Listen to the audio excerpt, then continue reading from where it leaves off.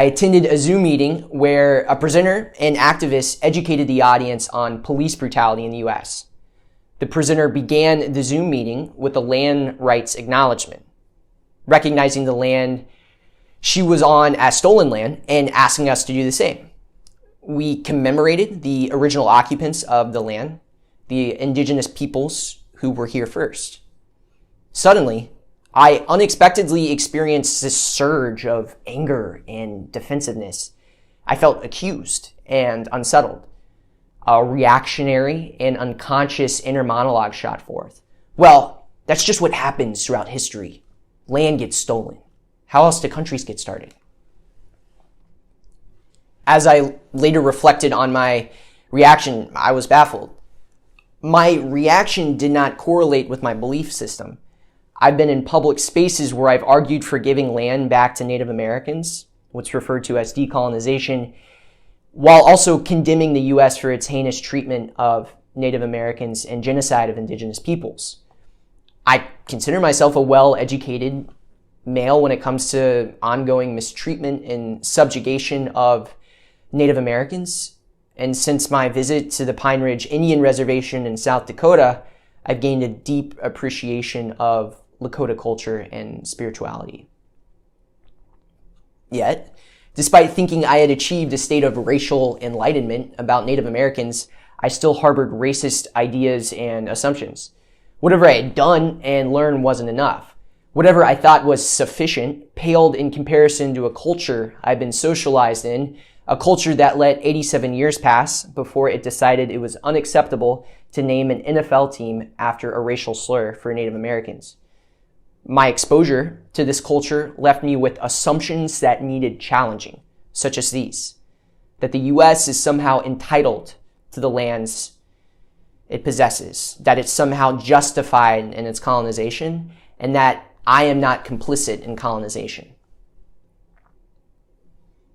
And what I've learned from the sociologist Robin DiAngelo is that my reaction to the land rights acknowledgement wasn't just racist, it was a textbook example of white fragility, a concept Angel Flores introduced us to in his talk.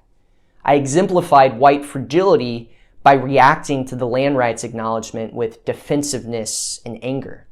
I lacked the necessary stamina to sit with being uncomfortable, and I felt the need to defend my white identity and cultural heritage in light of what I heard. Now, that being said, where does moral and intellectual humility come in? Well, without moral humility, I will never accept my complicity in our racist culture and become less fragile. Without moral humility, I will think I am somehow exempt or above the culture I've been socialized in. If I think I'm innocent, I won't feel the need to interrogate my fundamental assumptions about race. Instead, I will turn to defensiveness, anger, intellectualizing, silence, or withdrawal. Thus, I won't grow in much needed awareness of my unconscious racial attitudes. And I won't consider how I can be an anti-racist or a better anti-racist.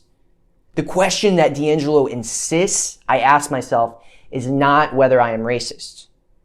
The question I must ask myself is how have I, Sullivan McCormick, a white male, been shaped by the cultural forces of racism in the United States? Notice that during the call of Simon Peter in Luke, Peter does not receive his call from Jesus to be a fisher of men until after he confesses his sinfulness. When we confess and acknowledge our sins, we recognize our need for healing, our need for Jesus. And then we grow. We become more aware and become disciples that can truly transform the world. Just as I cannot be an effective disciple of Jesus without accepting my sinfulness, I cannot be an effective anti-racist without accepting my involvement in racism. Furthermore, without intellectual humility, I will think I don't need self-education, or I'll think I don't need more self-education. To be childlike is to not be haughty or think I'm sufficiently wise or educated. To be childlike is to be open to receiving, to constantly seek and ask why. About a year ago, I asked a good friend of mine, a white, well-meaning progressive, whether he wanted to go with me again to the Equal Justice Initiative's History Museum and Lynching Memorial in Montgomery, Alabama. He told me that he didn't want to go again because he didn't think he would learn anything new.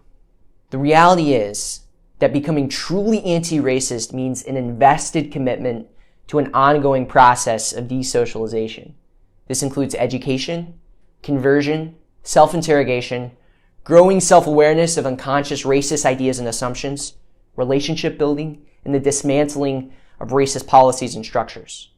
Pride tells me I've got it. I'm good. I'm sufficiently educated. I'm innocent.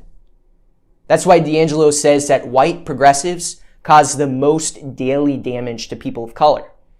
These white progressives think they're innocent and enlightened. Thus, they devote their energy to proving their enlightenment instead of actually engaging in anti-racism work. As James Baldwin says, it is their innocence that constitutes the crime. Humility, on the other hand, tells me I always have more to learn. Humility tells me I am culpable and responsible. Humility tells me the journey of conversion continues. Humility tells me I need, like Mary in the story of Martha and Mary, to continually sit at the feet of others to learn and listen, especially at the feet of victims of racism, people of color, and anti-racism scholars. When it comes to prayer, this is the grace I recommend asking for. The grace for humility and anti-racism work.